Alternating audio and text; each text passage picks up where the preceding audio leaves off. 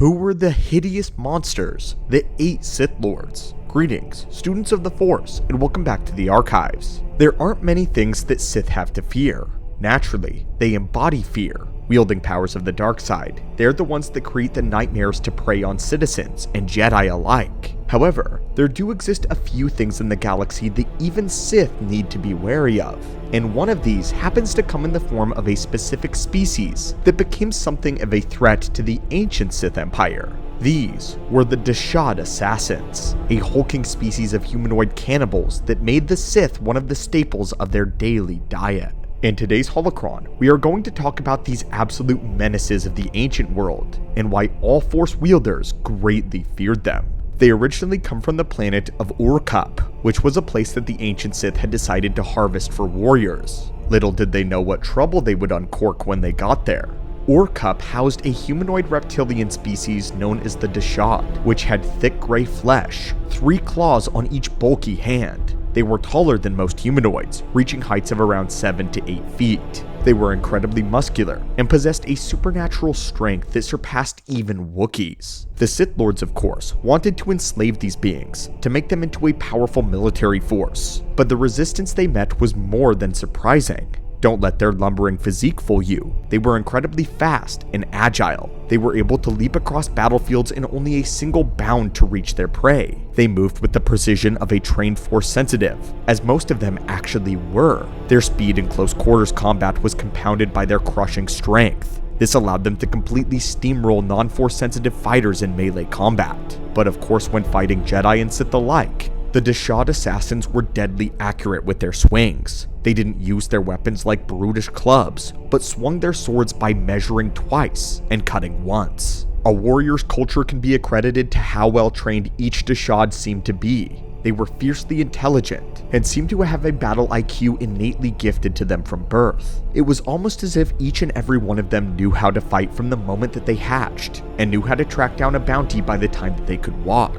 Of course, there's no contending with Jedi and Sith Masters unless you have many of these things. But there was yet so much more that added to the danger of the Dasad. Their defensive stats were pretty much off the charts as well. They could tank many blows to their bodies without suffering long-term injury. Their bodies had the unique property of being able to dissipate heat, which made them very difficult to read on heat sensors. This is why they were known as assassins despite being so massive in size. They were surprisingly stealthy as well, and could infiltrate just about anywhere if it meant getting their hands on a quarry. Apparently, this heat dissipating ability went as far as being able to shrug off direct blaster wounds and survive usually lethal blows from lightsabers. This is already a recipe for a formidable foe to any Force wielder, but we haven't gotten into what makes them truly dangerous. These warriors were naturally resistant to the gifts of the Force. They were practically immune to being persuaded with it, and Force abilities just seemed to smack flatly against their chests. It required distinctly more effort to the part of the Force wielder to actually damage any of them with Force-based abilities. All-out Force pushes that may fling or ragdoll other beings simply caused a Dasad to stumble or to slide backward briefly.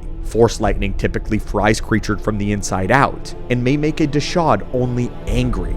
The Sith could not forget trying to Force choke them as well. Oftentimes the assassins were on top of them, snapping their necks before the Sith could muster the focus to do so. But if this weren't enough, Dasad assassins were also privy to utilizing the dark side, specifically the powers of magic. One by the name of Khem Val had the ability of sorcery through the dark side, and could even cast spells that would enrage his enemies to target only him, thereby keeping their attention away from his allies. Khem could also infuse his physical punches with Force lightning, and even through esoteric ways of dark healing, something that's very difficult for dark side wielders. This is an ability that even Sith Lords have a difficult time mastering, considering how rare it is to use the dark side to heal wounds rather than inflict them.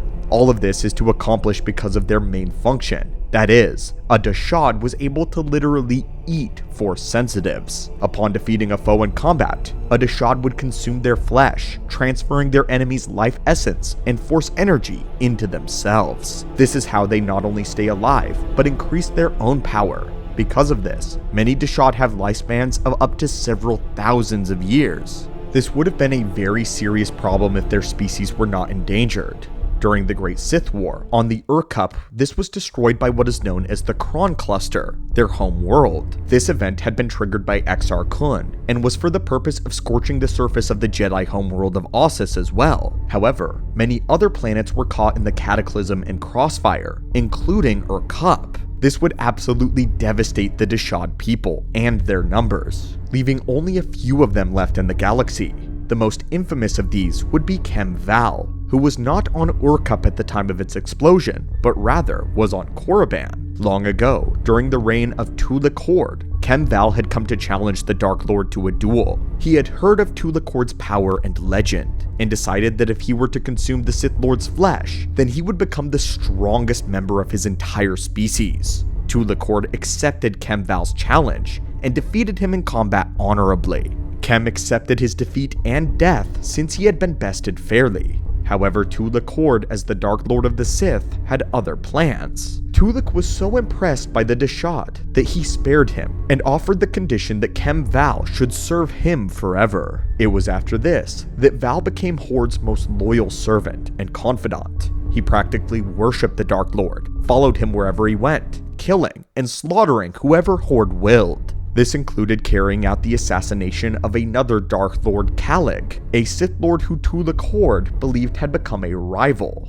Khem Val would also follow Tulak Hord to war in his Shadow War against the Republic, participating in both the Battle of Yin and Kabosh in the year 5300 BBY. During this battle, Khem Val consumed the lives of thousands of Jedi, with each and every one of them said to be felled directly by Tulak Hord's blade. However, after these battles, Tulak Hord decided to put Khem Val in stasis for safekeeping, and it isn't entirely certain why the Dark Lord would do this. But Val would remain on stasis within the Valley of the Dark Lords for generations afterwards. Only Tulak Hord knew where he was, and he had died at the blade of his apprentice before he could reawaken Khem Val. Much later on, the resting place of Khem Val would be made into Naga Sadow's tomb, but none other Sith desired to awake the ancient assassin, fearing his power. This was until the Great Galactic War, when Lord Zash commanded her apprentice to go and free Khem Val from his tomb. She believed that only with his help could they find the artifacts that Tulak Hord had left behind. The Sith Acolyte managed to free Khem Val from his prison, and informed the ancient assassin that eons had passed, and his old master was now dead. Enraged, Val attacked the young Sith, challenging him to a duel then and there. However, he was still weakened from his years of imprisonment, and the apprentice actually bested him. Khem then begrudgingly pledged his service to the young Sith,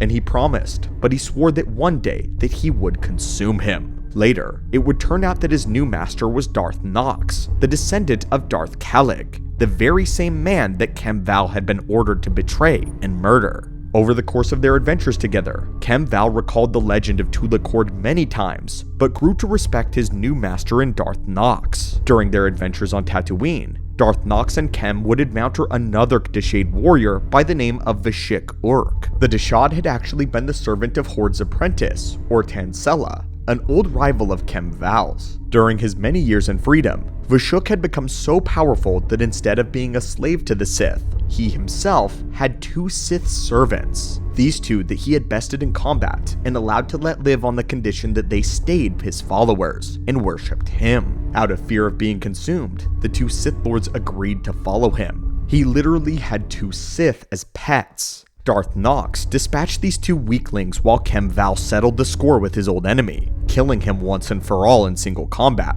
But that just goes to show how powerful these creatures can become when left to their own devices. This one managed to make servants out of literal Sith Lords. Not too much information is available about the Dashads though, but this was essentially the beings that ate Sith Lords regularly in battle. These creatures come from the Star Wars The Old Republic online game, and Khem Val himself is the companion of the Sith Inquisitor. But what I love about them is that it's the Sith Lords who are responsible for opening up Pandora's box in a galaxy and having to deal with the consequences. The Sith are always searching for power, looking for strong beings to subjugate, and the Dashad assassins are just what happens when they finally find something worse than themselves, and a people that they cannot completely enslave. I love the idea that there are being Sith-centered story, where they are forced to fight a threat to their empire that isn't the Jedi or a rival Sith. The Dashaad fit that bill perfectly, and I think that this would make for a brutal and a violent story where the Sith would have to bring their powers in the dark side to the maximum. But anyway, friends, what do you think about this species? And would you want to see more of them outside of SWTOR? Let us know in the comments down below.